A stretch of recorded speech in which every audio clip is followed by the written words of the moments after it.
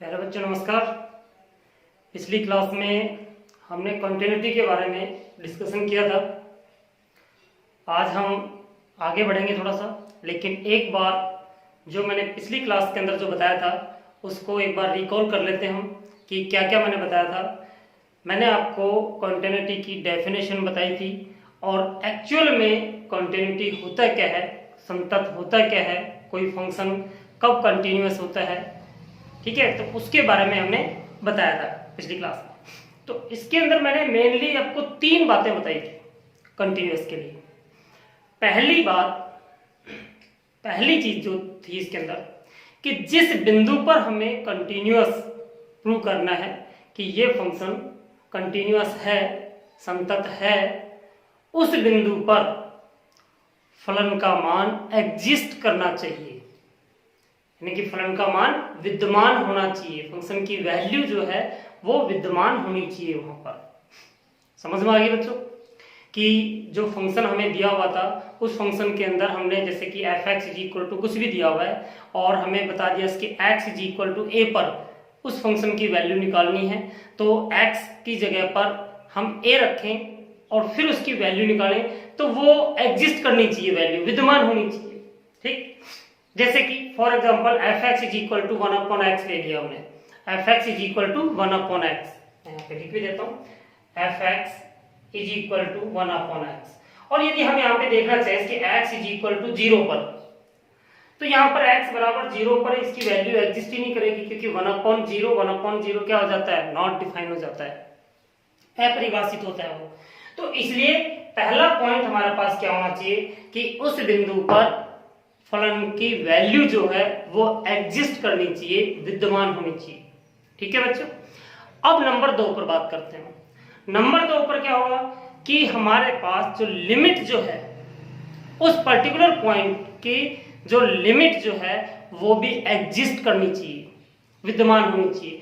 Exist करने से क्या तात्पर्य यहाँ पे कि उसकी लेफ्ट हैंड लिमिट और राइट हैंड लिमिट दोनों, एक तो कुछ वैल्यू निकलनी चाहिए, एग्जिस्ट करनी चाहिए, और साथ में वो इक्वल होनी चाहिए। ये तीसरी कंडीशन है। तो पहली कंडीशन क्या थी हमारे पास कि हमारे जिस बिंदु पर हमें संतत सिद्ध करना था कि ये किसी पर्टिकुलर पॉइंट के ऊपर ये फंक्शन संतत है, ये हमें बताना था, तो उस पॉइंट पर उस फंक्शन की वैल्यू एग्जिस्ट करनी चाहिए। नंबर 2 पर लिमिट एग्जिस्ट करनी चाहिए। नंबर 3 पर उसकी लेफ्ट हैंड लिमिट और राइट हैंड लिमिट दोनों इक्वल होनी चाहिए, साथ में फंक्शन की वैल्यू के बराबर भी होनी चाहिए। देखिए कि पहला पॉइंट हमारे पास हो गया कि उसकी फंक्शन की वैल्यू एग्जिस्ट करनी चाहिए, दूसरा लिमिट एग्जिस्ट करनी चाहिए। लिमिट एग्जिस्ट करने का मतलब होगा लेफ्ट हैंड लिमिट और राइट हैंड लिमिट दोनों इक्वल होनी चाहिए। और तीसरा पॉइंट जो है हमारे पास कि जो लिमिट की जो वैल्यू है वो फंक्शन की वैल्यू के इक्विवेलेंट होनी चाहिए, बराबर होनी चाहिए फंक्शन की वैल्यू के उस पर्टिकुलर पॉइंट के ऊपर। ठीक है बच्चों, ये मैंने बताया था। तो आप किसी भी फंक्शन को अगर हमें ये बताना है इसकी ये संतत है या नहीं है, तो जो बिंदु दे रखा होगा तो उसके ऊपर आप क्या करोगे, सबसे पहला काम करोगे उस पर्टिकुलर बिंदु पर उस फलन का मान ज्ञात करोगे, फंक्शन की वैल्यू आप फाइंड आउट करोगे। नंबर 2 पर क्या करोगे कि लेफ्ट हैंड लिमिट निकालोगे, राइट हैंड लिमिट निकालोगे उसकी। ठीक है, और उसके बाद में थर्ड पॉइंट हमारे पास क्या होना चाहिए कि left hand limit, right hand limit और फंक्शन की वैल्यू ये तीनों की तीनों इक्वल होनी चाहिए।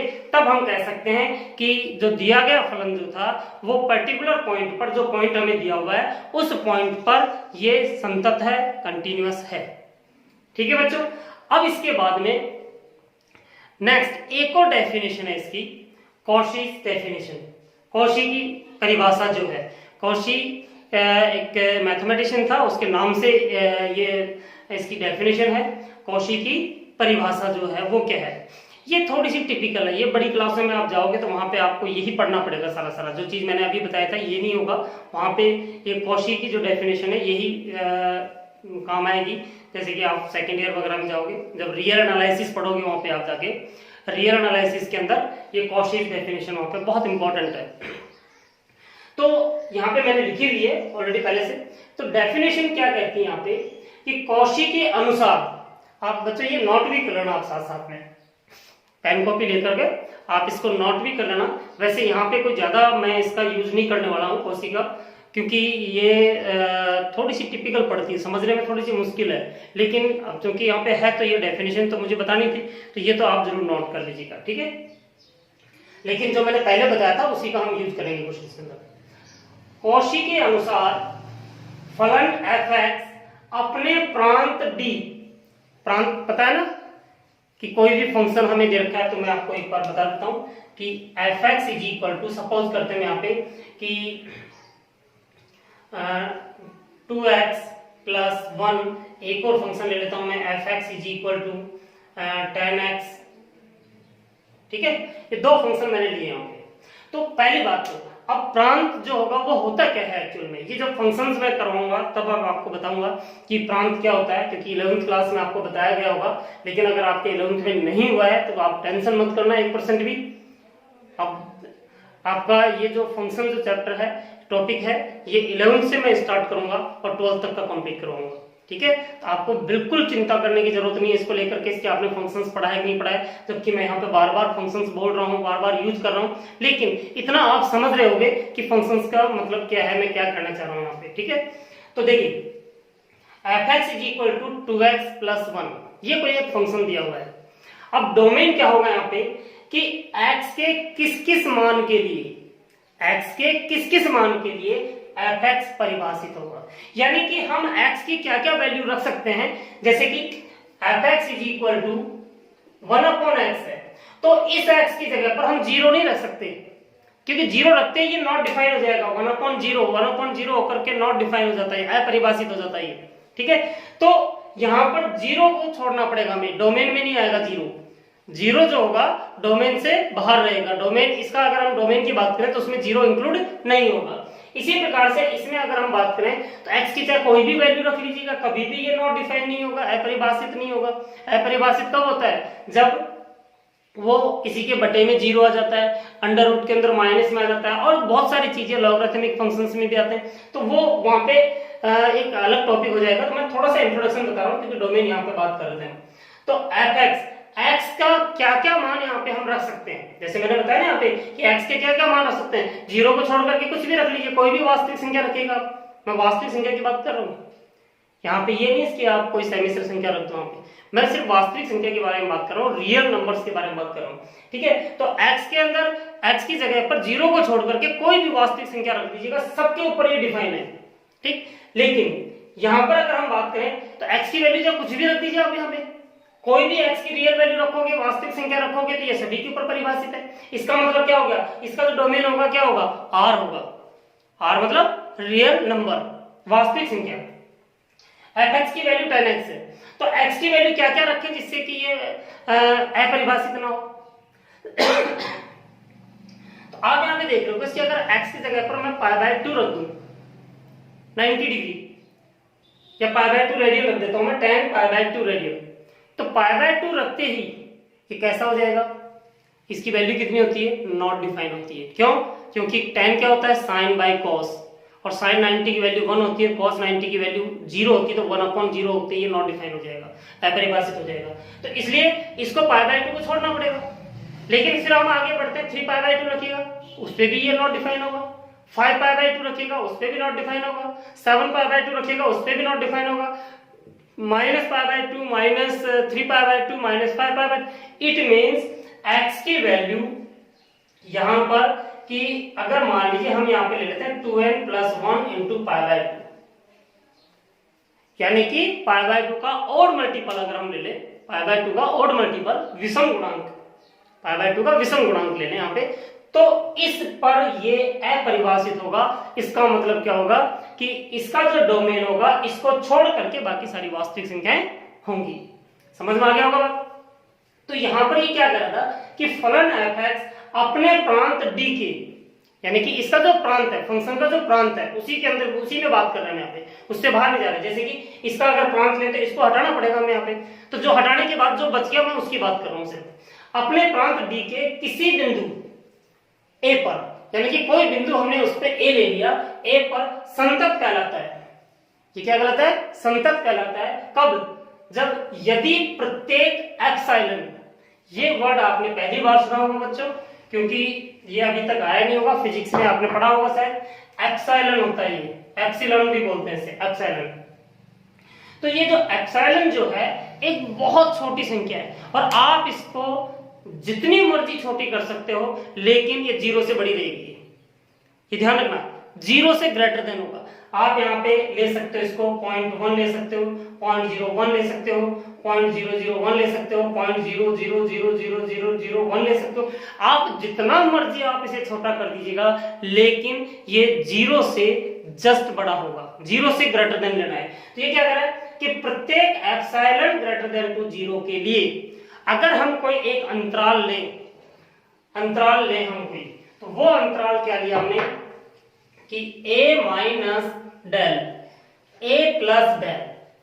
अब यहाँ पे डेल क्या है, डेल भी यहाँ पे 0 से ग्रेटर देन है कोई वैल्यू, डेल भी क्या है 0 से ग्रेटर देन कोई संख्या है। तो लेकिन इसको भी आप जितनी मर्जी छोटी ले सकते हो।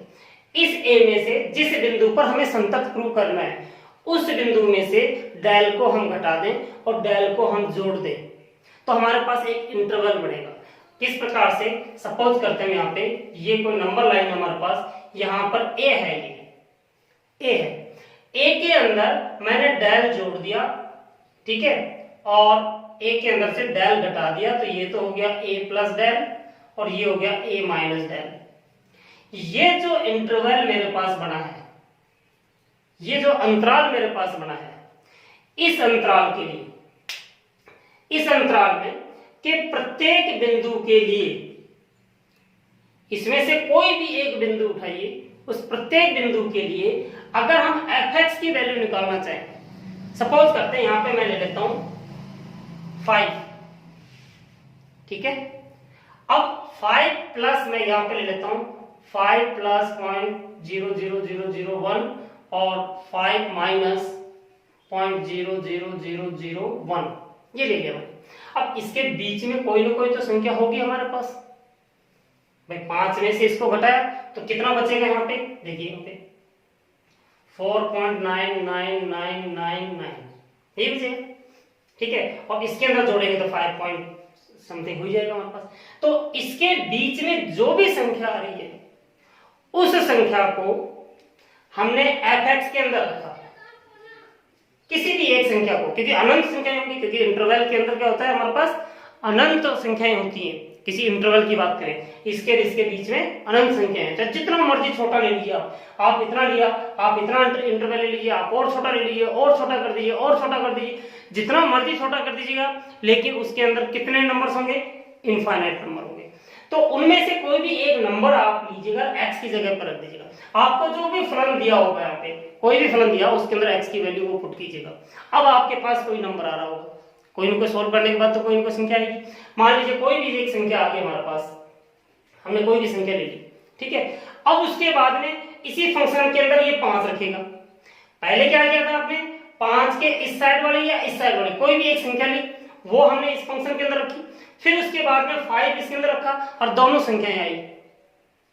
अगर वो दोनों संख्याओं का जो अंतर जो है, क्या क्या है कि fx और fa, a क्या है यहाँ पे, इसके इस इंटरवल का कोई भी एक एलिमेंट है, तो उसके ऊपर फंक्शन का मान, और जो a जो था इसके ऊपर जो फंक्शन का मान, इन दोनों का जो संख्यात्मक अंतर जो होगा, यदि वो एप्सिलॉन से कम हो जाए, कम रहे, तो वो फलन हमारा क्या कहलाता है, संतत फलन कहलाता है। ठीक है बच्चों, लेकिन इसको हम ज्यादा यूज में नहीं लेंगे सोल्व करते टाइम, हम जो पहले वाली जो डेफिनेशन है उसी से हम सोल्व करेंगे।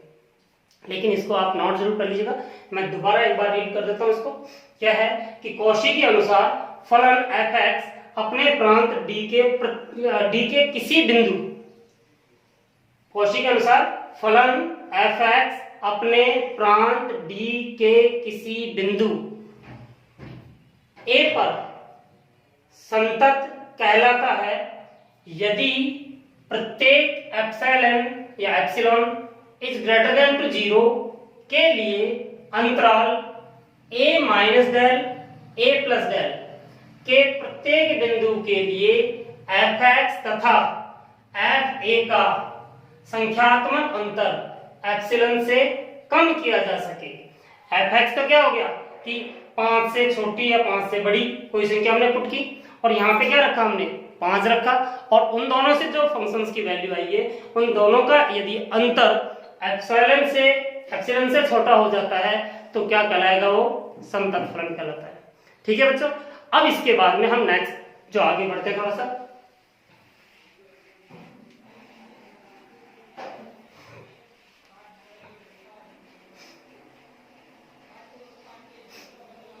नेक्स्ट पॉइंट हमारे पास है कि अंतराल में फलन की संततता। अंतराल में फलन की संततता।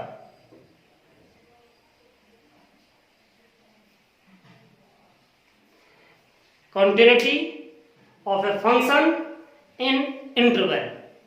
अब इंटरवल हमारे पास दो प्रकार के होते हैं, ठीक है। वैसे तो 3 प्रकार के बताए कि ओपन इंटरवल, क्लोज इंटरवल और सेमी क्लोज इंटरवल या सेमी ओपन इंटरवल, ठीक है। लेकिन हम यहाँ पे मेनली 2 के बारे में बात करेंगे, क्योंकि वो जो तीसरा जो है वो अपने आप इसी के अंदर समाहित हो जाता है। तो हमारे पास 2 प्रकार के इंटरवल है, एक ओपन इंटरवल है, एक क्लोज इंटरवल है। ओपन इंटरवल और क्लोज इंटरवल क्या होते हैं मैं थोड़ा सा बता देता हूँ, क्योंकि आपने फंक्शन नहीं पढ़ा है इसलिए मैं इसको बता रहा हूँ।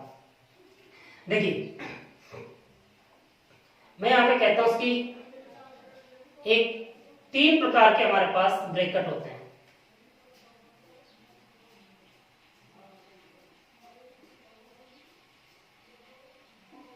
ये 3 ब्रैकेट्स मैंने यहां पे लिखे हैं। पहले ब्रैकेट को आप बड़ा ब्रैकेट बोलते हो, बिग ब्रैकेट, ये छोटा ब्रैकेट होता है, और ये कर्ली ब्रैकेट होता है, यानी कि मजला ब्रैकेट जिसे आप कहते हो, ठीक है। मैं इनके अंदर कुछ संख्याएं डाल देता हूं, 1 से और 10, इसमें भी डाल देता हूं 1 से 10, और इसमें भी डाल देता हूं।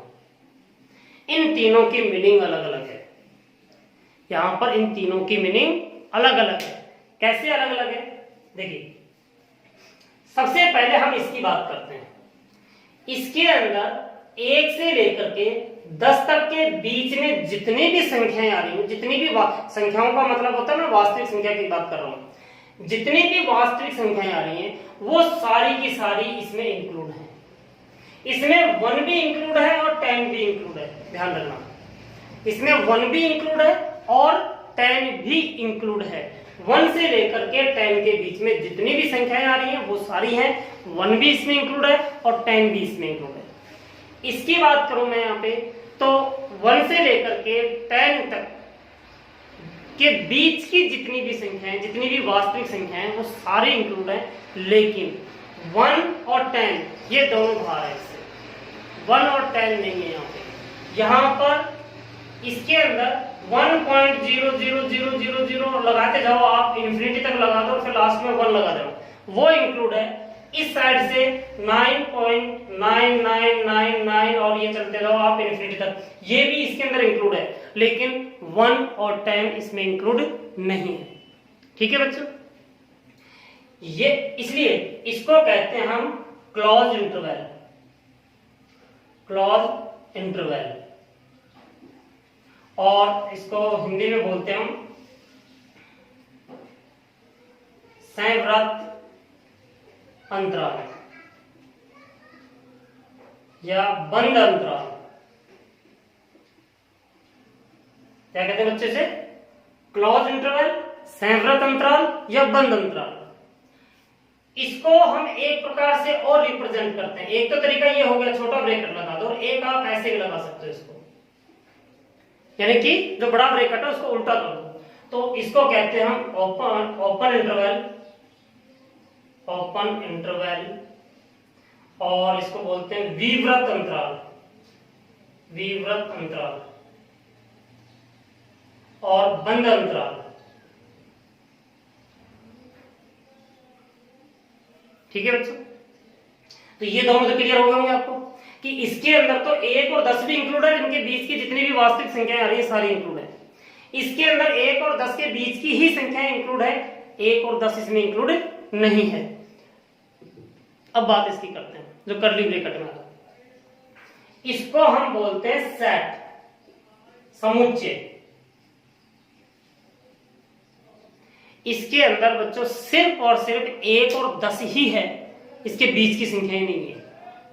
इसका मतलब क्या हो गया कि 1 और 10 ये 2 ही संख्याएं इसके अंदर हैं, इसके अलावा कोई संख्या इसके अंदर नहीं है। इनके अंदर तो बीच की भी इंक्लूड है, सारी इसमें भी बीच की इंक्लूड है, और इसके अंदर साथ में जो कॉर्नर पॉइंट्स जो हैं वो भी इसमें इंक्लूड है। लेकिन यहाँ पर सिर्फ और सिर्फ जितनी संख्याएं आपको दिखाई दे रही हैं वो ही इंक्लूड है, इसके अलावा दूसरी नहीं है। समझ में आ गया होगा बच्चों? तो अब मैं बात कर रहा हूं यहाँ पे अंतराल में फलन की संततता। तो हमारे पास यहाँ पर 2 चीज आ गई, एक तो बंद अंतराल है, एक खुला अंतराल है। तो दोनों की संततता के बारे में हम बात करेंगे यहाँ पे, ठीक है। तो सबसे पहला पॉइंट हमारे पास है कि विवृत अंतराल या ओपन इंटरवल।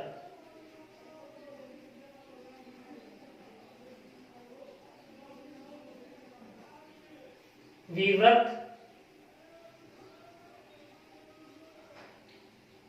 अंतराल, और विवृत अंतराल के अंदर देखिए, अगर मैं इसका कोई भी एक फंक्शन ले लिया मैंने कि y is equal to f x, अगर मैं इसका ग्राफ ड्रॉ करना चाहूं तो ग्राफ ड्रॉ करने के लिए और एक इंटरवल ले लिया मैंने यहाँ पे विवृत अंतराल में a से b, ठीक है। a से b का मतलब क्या हो गया, a और b इसमें इंक्लूड नहीं है, लेकिन a और b के बीच की जितनी भी वास्तविक संख्या है सारी इंक्लूड है। और हम सपोज करते हैं कि ये कुछ ग्राफ इस प्रकार से बन रहा होगा, ऐसे करके और ऐसे करके जा रहा होगा। ये मैंने अपना अंदाजे से लिया, मैंने ऐसा जरूरी नहीं ऐसे बनेगा, तो वो कैसे बन सकता है, लेकिन मैंने समझाने के लिए बताया। और सपोज करते हैं यहां से लेकर के यहां तक ये a है, कितना है a,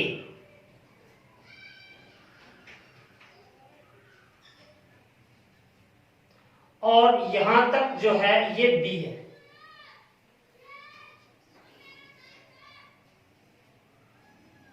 ठीक है बच्चों। और आपने एक चीज देखा होगा, मैंने यहाँ पे एक सर्कल बनाया है, जो सर्कल अंदर से खाली है, मैंने इसको डार्क वो इसको भरा नहीं है इसको मैंने, यानी खाली एम्प्टी छोड़ा है इसको, ठीक है। इसका मतलब क्या है, खाली छोड़ने का मतलब क्या था यहाँ पे, एक तो होता है ना कि मैं सर्कल बना करके मैं इस तरह से कर देता, इसको डार्क कर देता इसको, लेकिन मैंने इसको डार्क नहीं किया है। क्यों नहीं किया है? क्योंकि मुझे पता है कि ना तो इसमें a इंक्लूड है ना ही b इंक्लूड है, यानी कि a से अगला पॉइंट इसके अंदर इंक्लूड है, और a से अगला पॉइंट क्या है वो हम नहीं बता सकते। समझ गए बात मेरे को?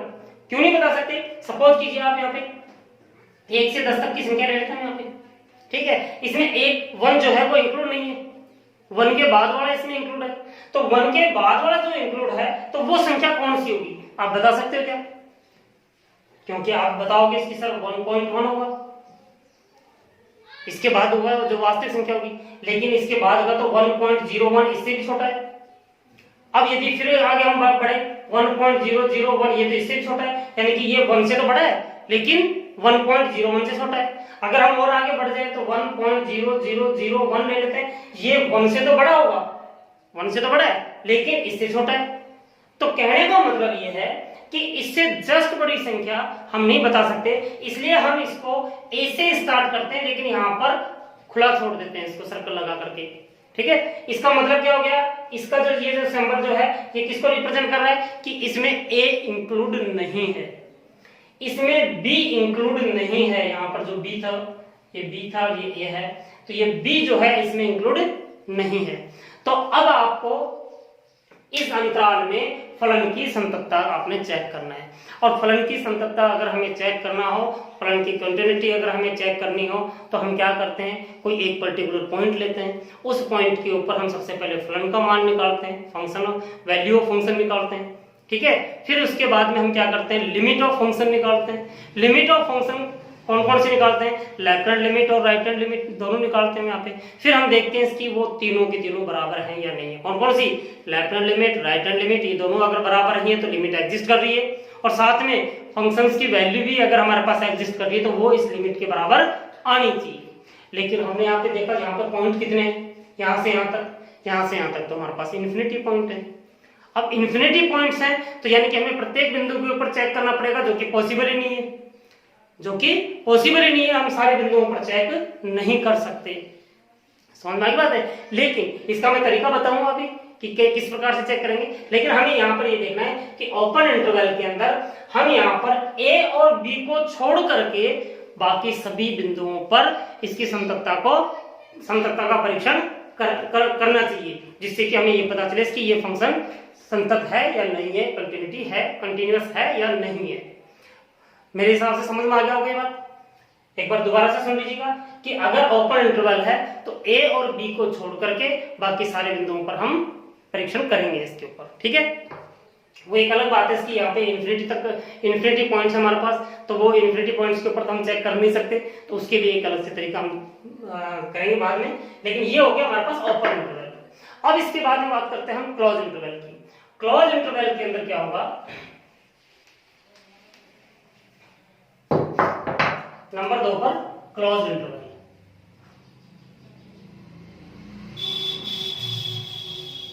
क्लोज इंटरवल या हम कह सकते हैं इसे संवृत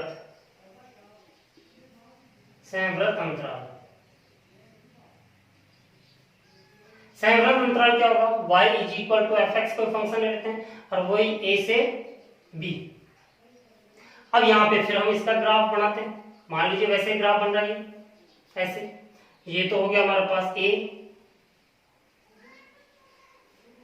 ये हो गया हमारे पास b, और यहां पर मैंने इसको भी डार्क कर देता हूं यहाँ पे। क्यों? क्योंकि यहां पर a और b दोनों ही इंक्लूड हैं, a और b दोनों यहां पर इंक्लूड हैं। तो अब हमें क्या किस किस के ऊपर चेक करना पड़ेगा, हमें चेक करना पड़ेगा a और b के जितने भी बीच की संख्याएं आ रही हैं, जितनी भी वास्तविक संख्याएं होंगी, सबके ऊपर हमें चेक करना पड़ेगा कि ये संतत है कि नहीं। और साथ में हमें a और b पर भी चेक करना पड़ेगा क्योंकि a और b भी इसमें इंक्लूड है। अब हमारे सामने क्वेश्चन ये आता है कि जब हम a पर चेक करेंगे तो a पे चेक करने के लिए क्या करना पड़ेगा, हमें ये देखना पड़ेगा कि a पर फंक्शन की वैल्यू कितनी है। पहली चीज तो हमने निकाल ली, एफ ए का मान निकाल लेंगे, एफ ए का मान आ गया। दूसरा अगर हम देखें यहाँ पे क्या निकालना, हमें limit x tends to a positive हमें निकालना पड़ेगा। तीसरा क्या निकालना पड़ेगा, limit x tends to a negative fx निकालना पड़ेगा। ठीक है बच्चों, तो अब यहाँ पे ये तीनों इक्वल होने चाहिए, तभी हम कह सकते हैं इसकी संतत है। लेकिन हमें यहाँ पर देखने से पता चल रहा है कि f a की वैल्यू भी निकाल लेंगे हम, x tends to a positive यानी कि राइट हैंड लिमिट भी निकाल लेंगे। लेकिन लेफ्ट हैंड लिमिट कैसे निकालेंगे, a से इधर आते ही तो वो तो इंटरवल से बाहर हो जाएगा। अब इंटरवल से बाहर हो गया तो वहां तो हमें चेक करने की आवश्यकता नहीं है, क्योंकि हमने तो इंटरवल ही a से b तक दे रखा है, a इसमें इंक्लूड है। लेकिन a से जैसे हम इधर आएंगे, इस साइड में आएंगे, लेफ्ट हैंड साइड में आएंगे, तो वो तो फिर बाद में इंटरवल से आउट हो जाएगा, बाहर हो जाएगा। इसका मतलब हमें यहाँ पर इसको चेक करने की आवश्यकता नहीं है, ये निकालने की जरूरत नहीं है। हम क्या निकालेंगे, यहाँ पे फंक्शन की वैल्यू निकालेंगे यहाँ पर और राइट हैंड लिमिट निकालेंगे। और ये दोनों के दोनों यदि इक्वल आ रहे हैं तो इसका मतलब क्या होगा कि फंक्शन जो है संतत है a पर। इसके बाद में हम b पर चेक करेंगे। तो b पर चेक करने के लिए हमारे पास वही तरीका है, कौन सा, कि एफ ए निकालेंगे हम यहाँ पे, एफ बी निकालेंगे यहाँ पे, limit x tends to b positive f x निकालेंगे और limit x tends to b negative f x निकालेंगे। ठीक है, तो यहाँ पे देख लो एफ बी ये तो निकल जाएगा आसानी से। फंक्शन की वैल्यू हम फंक्शन जो दिया हुआ था उसके अंदर हम x की जगह पर b रख देंगे। लेकिन अब b पॉजिटिव का मतलब क्या होगा, उसकी b से बड़ा, और b से बड़ा होते ही तो ये आउट हो जाएगा, वहां से इंटरवल से बाहर हो जाएगा। इंटरवल से बाहर हो गया तो ये तो हम नहीं निकालेंगे, निकालने की आवश्यकता नहीं है हमें, तो इसको तो हम कट कर देते हैं, इसकी तो कोई जरूरत ही नहीं है। और limit x tends to b negative fx ये तो निकाल सकते हैं क्योंकि ये इसके अंदर आ जाता है, b से जैसे ही छोटा होगा तो वो a b इंटरवल के अंदर चला जाएगा। तो इसका मतलब क्या हो गया कि हमें किस किस के ऊपर निकालना है, हमें a पर निकालना है और a की राइट हैंड लिमिट निकालनी है, b की वैल्यू निकालनी, b पर फंक्शन की वैल्यू निकालनी है और b पर लेफ्ट हैंड लिमिट निकालनी है। x बराबर b पर लेफ्ट हैंड लिमिट निकालेंगे, राइट हैंड निकालने की आवश्यकता नहीं है। और इन दोनों को चेक कर लेंगे, दोनों बराबर हैं कि नहीं, इन दोनों को चेक कर लेंगे ये दोनों बराबर हैं या नहीं है। अगर ये दोनों बराबर हैं, आ रही हैं, तो इन दोनों बिंदुओं पर ये फलन संतत होगा। ठीक है बच्चों, ये बात समझ में आ गई होगी शायद आपको। अब बाकी बची हमारे पास बीच की संख्या, तो बीच के लिए तो मैंने अभी बताया था कि सभी बिंदुओं पे हमें चेक करना पड़ेगा, लेकिन सारे बिंदुओं पर पॉसिबल नहीं है चेक करना, इसलिए उसको हम एक अलग तरीके से सॉल्व करेंगे। ओके, अब इसके बाद जो हमारे पास नेक्स्ट पॉइंट जो है वो है कि अभी जो मैं थोड़ी देर पहले आपसे बात कर रहा था, क्या कि जो इंटरवल के अंदर दो पॉइंट है, दोनों पॉइंट्स के बीच में कितने नंबर्स हैं? अनंत संख्याएं हैं हमारे पास, वास्तविक संख्याएं अनंत है। तो उन अनंत संख्याओं पर हम कैसे चेक करेंगे संतत है कि नहीं है? तो इसके लिए हम सबसे पहले लेते हैं कि संतत फलन कौन कौन से हैं। संतत फलन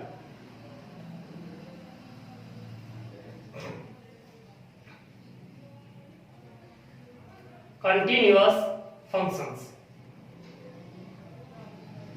जिनको कि हम देखते ही बता दें कि हाँ ये तो कंटिन्यूअस है, ये कंटिन्यूअस नहीं होगा। तो हमारे पास मैं कुछ फंक्शंस यहां पे लिख रहा हूं। नंबर 1 पर है आइडेंटिटी फंक्शन। आइडेंटिटी फंक्शन, इसको बोलते हैं हम तत्समक।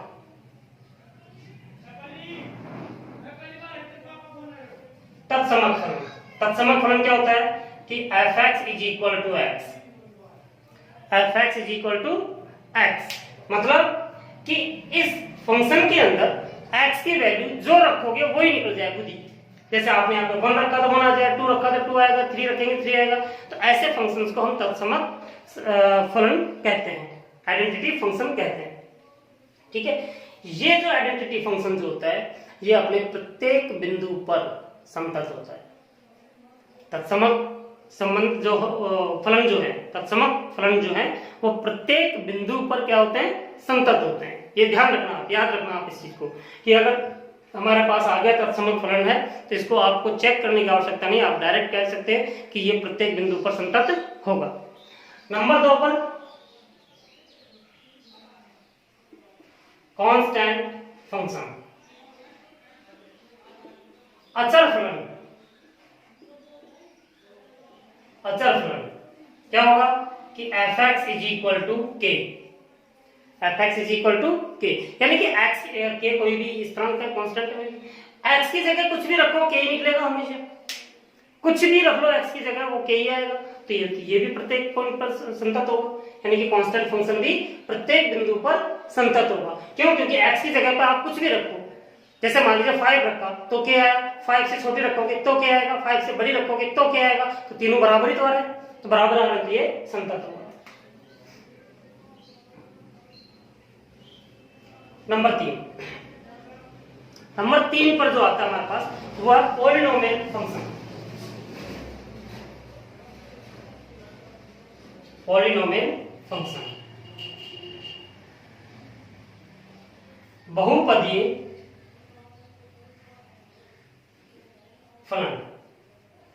बहुपदीय फलन कौन से होते हैं हमारे पास कि f(x) is equal to a0 plus a1x plus a2x square plus a3x cube plus dash dash dash plus an(x) की पावर n। इस प्रकार का कोई भी फंक्शन हमारे पास पॉलिनोमियल होगा। और ध्यान रखना, ये जो मैं संतत के लिए बोल रहा हूँ ना, बात कर रहा हूँ, तो संतत का मतलब मैं कह रहा हूँ कि प्रत्येक बिंदु पर संतत होगा तो वो अपने डोमेन में होगा, अपने प्रांत में होगा। मैंने बता दिया था पहले, आपको क्लियर कर दिया था कि जब मैं कह रहा हूँ कि प्रत्येक बिंदु पर संतत होगा तो वो किस में हो रहा है? अपने प्रांत में, अपने डोमेन के अंदर। ओके, तो यहाँ पे हमारे पास पॉलिनोमियल फंक्शन जो है, बहुपदीय फंक्शन जो है, बहुपदीय फलन जो है f(x) is equal to a0 plus a1x plus a2x square plus a3x cube, यानी कि किसी भी प्रकार का हो सकता है। x स्क्वायर प्लस 1 एक बहुपदीय फलन है, x cube plus 2x square plus 3x plus 5 ये भी हमारे पास बहुपदीय है, यानी कि जिसके अंदर ज्यादा पद हो बहुपदीय आ जाता है, इनको अलजेब्रिक फंक्शन भी बोलते हैं। कौन सा? बीजगणितीय फलन। तो ये जो फंक्शन होते हैं ये भी अपने प्रांत के प्रत्येक बिंदु पर संतत होते हैं, प्रांत के प्रत्येक बिंदु पर संतत होंगे। इसके बाद नंबर 4 ट्राइगोनोमेट्रिक फंक्शन, त्रिकोणमितीय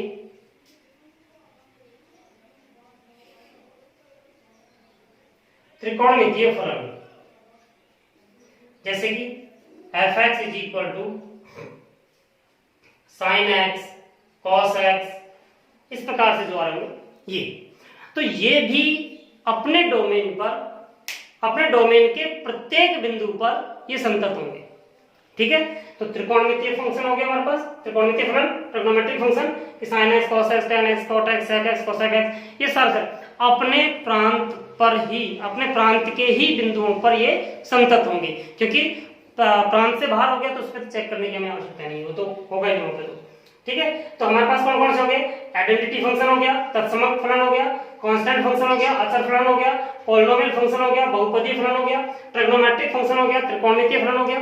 ठीक है, इसके बाद नेक्स्ट जो है हमारे पास वो है एक्सपोनेंशियल फंक्शन।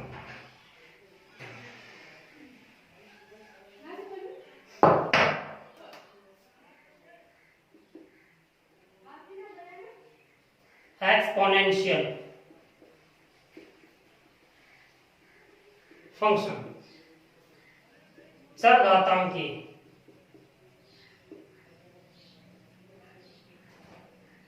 फलन, f(x) is equal to a की power x, f(x) is equal to a की पावर x, इस प्रकार के, यहां पे कोई कांस्टेंट है, यहां पर कोई कांस्टेंट है, इसकी पावर यदि x आ जाता है, वेरिएबल आ जाती है, तो ऐसे फंक्शंस को हम क्या कहते हैं, एक्सपोनेंशियल फंक्शन या चरघातांकी फलन कहते हैं। तो एक्सपोनेंशियल फंक्शन भी अपने प्रत्येक प्रांत के प्रत्येक बिंदु पर ये संतत होते हैं। ठीक, इसके बाद है हमारे पास लॉगरिथमिक फंक्शन, लॉगरिथमिक फंक्शन,